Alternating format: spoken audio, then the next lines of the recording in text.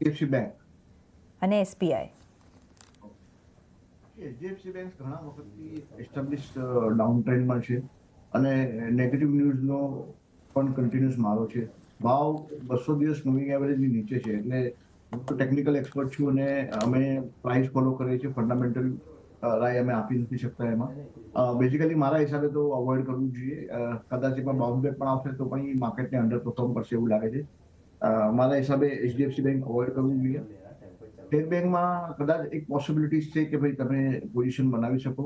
હજી સ્ટેટ બેંકનું સ્ટ્રક્ચર એટલું ડેમેજ નથી થયું. એટલે કમ્પેર ટુ એચડીએફસી અને એસબીઆઈ મારા હિસાબે તમે જો એસબીઆઈમાં પોઝિશન લો તો વધારે બેટર. લેવલ્સ આપશો સર? એસબીઆઈ બેઝિકલી 990 નો ભાવ છે. 945 ની આજુબાજુ તમને મળે તો બહુ સારું લેવલ છે એન્ટ્રી કરવા માટે. અત્યારે બજારમાં માહોલ થોડું ખરાબ છે એટલે તરત નહીં લેવું, થોડું બાય ઓન ડિપ્સ કરવું. 945-950 ની આજુબાજુ જો ભાવ આવે તો એસબીઆઈ તમે લઈ શકો છો. 200 ડે મૂવિંગ એવરેજ પણ નજીક જ છે, લગભગ 970 ની આજુબાજુ. તો ત્યાં પણ એક અટેમ્પ્ટ તમે કરી શકો. ઓકે, સ્ટોપ લોસ અને ટાર્ગેટ્સ? તો બેઝિકલી તમે ફંડામેન્ટલ માટે પૂછ્યું છે? ના, શોર્ટ ટર્મ માટે પૂછ્યું છે. શોર્ટ ટર્મ માટે. જી. ઓકે.